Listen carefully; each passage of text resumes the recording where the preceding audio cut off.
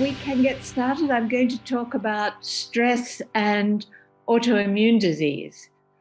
And this is the cover page. So, Swinda, next page, please. So I wanted to start with a quote from Robert Sapolsky. Sapolsky is I think I would call him a primatologist. He works a lot with animals, mostly monkeys, baboons, and their emotions. And this is a quote from him. Stress-related disease emerges predominantly out of the fact that we so often activate a physiological system that has evolved for responding to acute physical emergencies. But we turn it on for months on end, worrying about mortgages, relationships, and promotions. And I think here what Sapolsky is referring to is the system that evolved with our ancestors, our people who lived in the Stone Age and maybe even earlier, who had to respond to predators and dangerous circumstances, and they had to respond quickly. So the system that evolved is called the fight or flight system. And we don't need it anymore in the same way. We don't have predators following us. Occasionally we're in dangerous situations, but not very often. However, that system that is no longer very useful to us is still there. And that's what we're going to talk about a little bit this morning. Next slide, please, Linda. So the physiological effects are the effects that come from the autonomic nervous system, specifically the sympathetic nervous system. And that's the fight or flight. And I like to add freeze, because I think freeze is sometimes a response that we have when we're faced with adversities.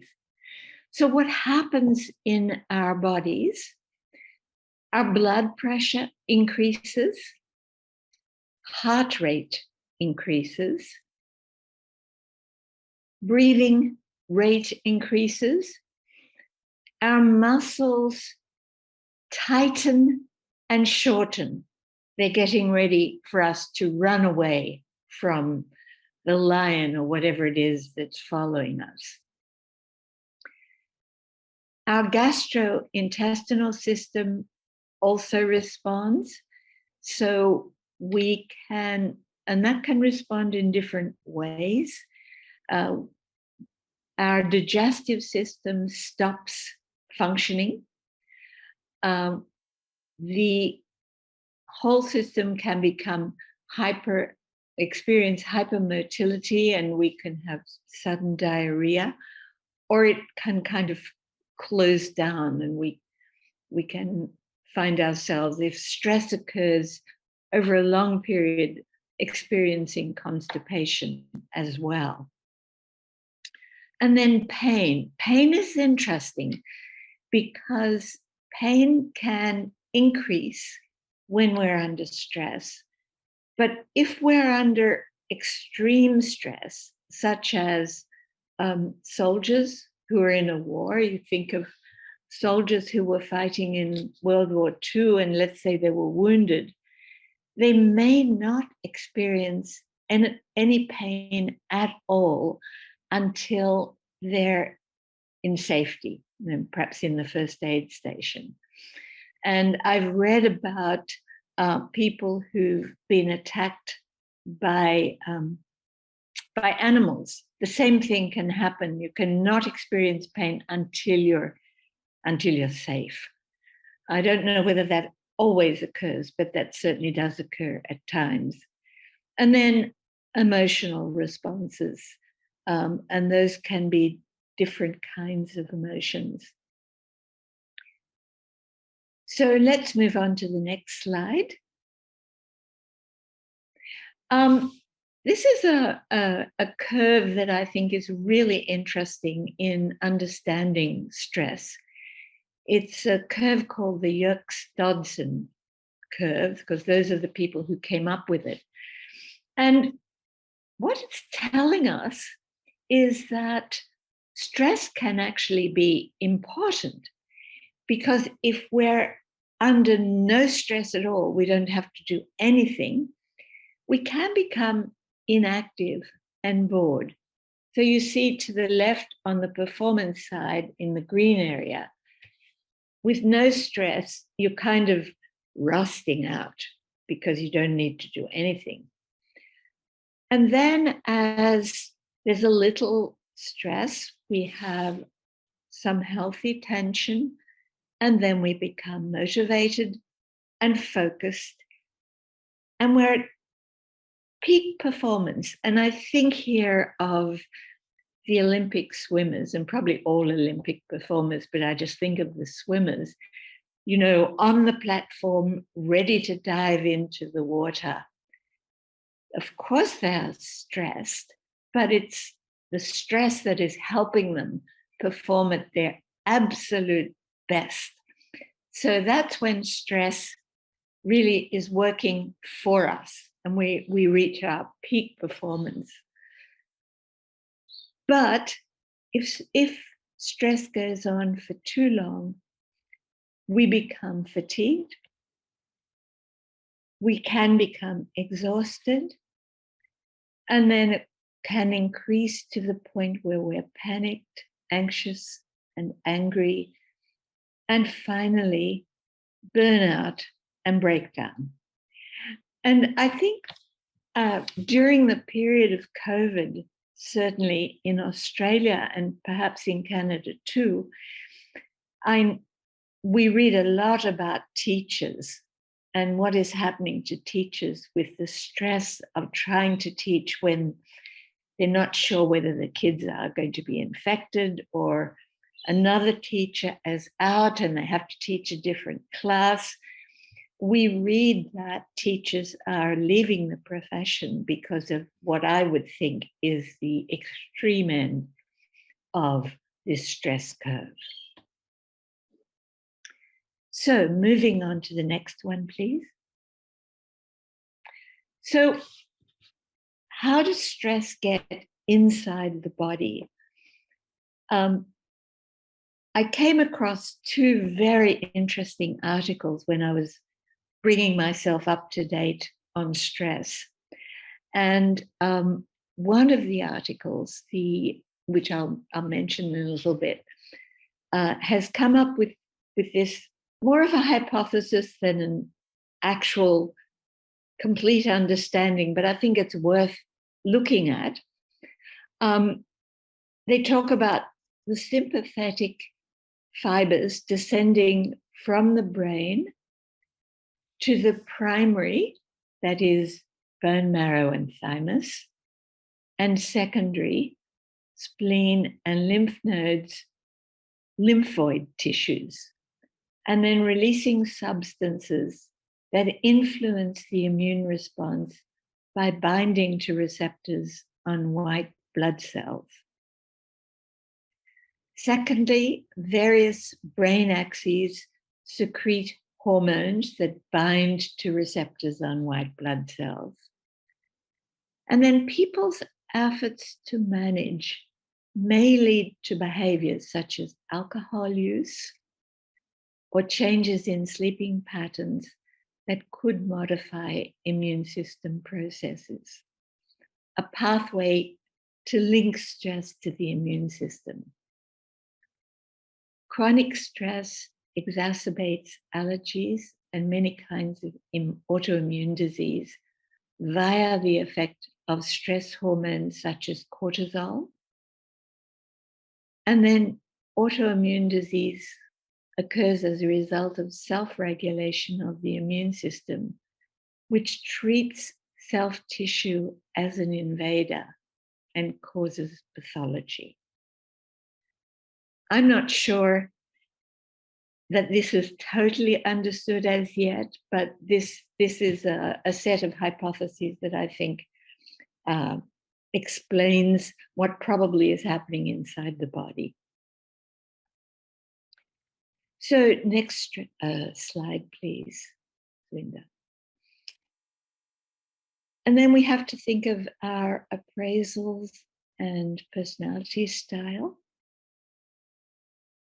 An optimistic style and good coping abilities moderate the immune response to stressors. Makes sense, doesn't it?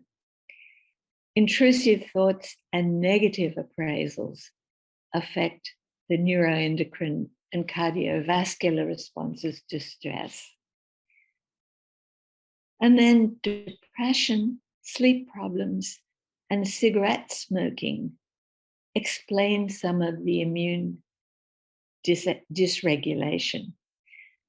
This last point was very interesting to me because I have ulcerative colitis, and I read that people who were cigarette smokers don't get ulcerative colitis. However, if you have ulcerative colitis, you can't take up smoking cigarettes and think that it will cure ulcerative colitis. But interesting, I'm not sure how that works, and I'm not sure anybody knows how it works. So moving on, please, next page. So psychological stress and human immune studies, acute versus chronic stress.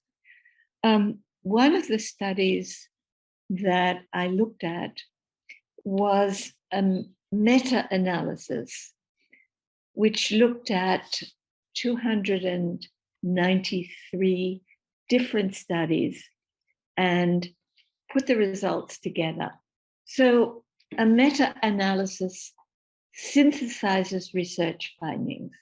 It looks at the effect size computed for each study, and effect size simply means, was there a large effect or difference between two groups? Was it just a tiny difference or was it a huge difference? And that's called the effect size.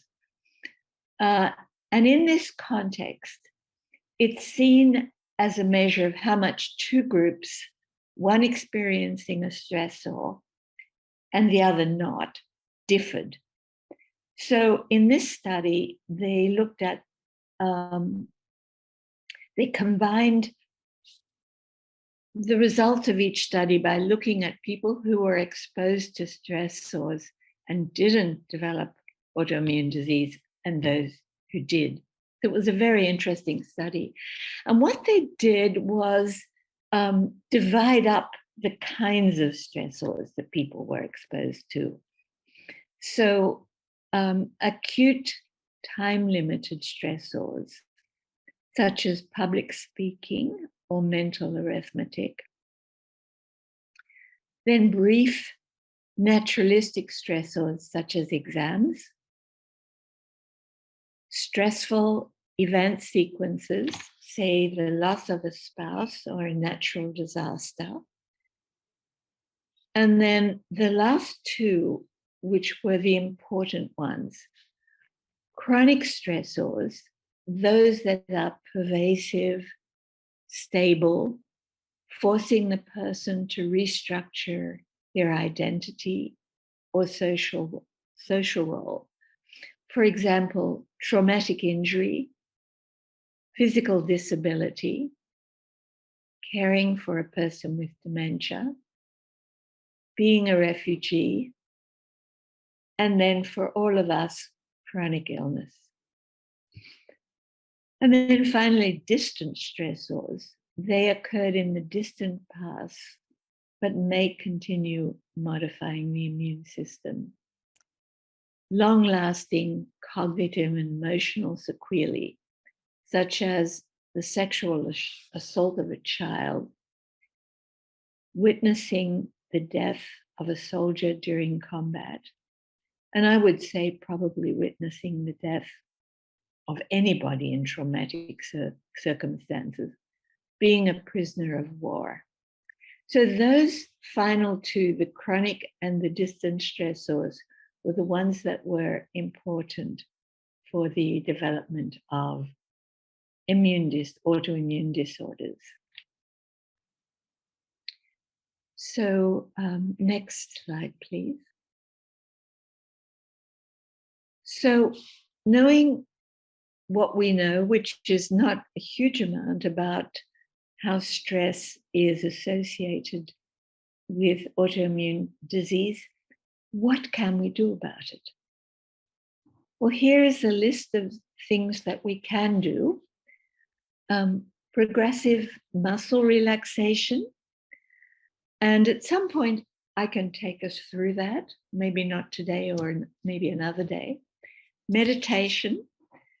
Mindfulness meditation is used very frequently at the moment, but there are other kinds of meditation, such as focused meditation or transcendental meditation. If anyone remembers the Mahesh Yogi, that was what he taught people, and that was in vogue for a while, but certainly works. And then religious meditation. For people who are very religious, sometimes religious meditation is their preferred style. Thought monitoring. And thought monitoring refers to focusing or noticing when you are in a period where your thoughts are mainly negative, anxious, worried, angry, looking at those thoughts and then working on them. And that's the whole process involved in cognitive behavioral therapy that I'll talk about sometime in a later session. Choosing your coping style, and I'll show you that on the next slide. Gratitude. Gratitude, I think, is extremely important. And there's been research since the year 2000 and before that looks at the importance of gratitude. Going through the day and noticing what you can be grateful for. It could be a beautiful flower that has just come out because it's spring. It could be, for Canadians, perhaps the first snow and how beautiful that is and being grateful for that. It could be a nice smile that you receive from someone. It can be very, very small. But the important thing is to practice gratitude. And then at night, something that you can do is to think of what you can be grateful for that occurred maybe during the day or could be in the past. I try to think of 3 good things that happened during the day before I go to sleep. Not always, but sometimes. And it's really a nice thing to do because I can always find 3 good things. And I'm sure most of us can. And then time management, really important because we can spin our wheels doing things that seem important at the time, but actually aren't very important. So time management is really important. Prioritizing what it is that is important for you to do and getting that done. And being rather than doing. In other words, what that means is rather than thinking, oh, I have all these things that I have to do, thinking of how is it I want to be in this world? What is important to me? Who is important to me? And what values are important to me? And how am I living them? Rather than getting caught up in what perhaps other people expect of you. What is it that your values? And then repetitive, relaxing activities. Could be knitting, could be sewing, playing golf, swimming. And something that I read in the Sydney Morning Herald a few days ago, they were suggesting things like Lego or perhaps puzzles, something that takes your mind off what is stressful for you at the moment, what you are stressing about. And then there'll be other things that people think of that help them to remove themselves from a stressful environment. So next slide, please, Swinda. So just going back to coping and how we think about coping, problem-focused coping involves problem solving, getting organized, time management, assertive communication to manage interpersonal stressors. Sometimes we find ourselves in situations where people are communicating with us in a way that feels really unpleasant. Perhaps you're being bossed about in an unpleasant way, or people are doing things that you don't like, and you respond aggressively, which is not good, because then you make yourself angry as well as the other person. Or passively, you don't do anything, you just take it and get stressed. And in that kind of situation, when you think it through, just talking to people assertively and letting them know that perhaps what they're doing is something that you don't like and you'd like them to do things differently. Sometimes very hard for people if they're not used to doing that, but a very important coping ability. And then obtaining instrumental social support, which means if your lawnmower has broken down and you don't know how to fix it, but your next door neighbor does, you might ask your next door neighbor to help you out. That's instrumental social support, a term we use. And then moving to emotion-focused coping, which you may do because problem-focused coping is not working for you, or because there's nothing you can do. So distracting yourself with pleasurable activities, talking with a friend, that's really helpful often, just to have someone listen to you. Diaphragmatic breathing, relaxation, mindfulness, and obtaining emotional support. Very different to instrumental support in that you really just want someone to listen to you and to empathize with you or sympathize with you. But that's really important. And you may have a style that works better for you. To me, I think it's useful to go to problem-focused coping and then move to emotion-focused coping, although we don't always think through that way.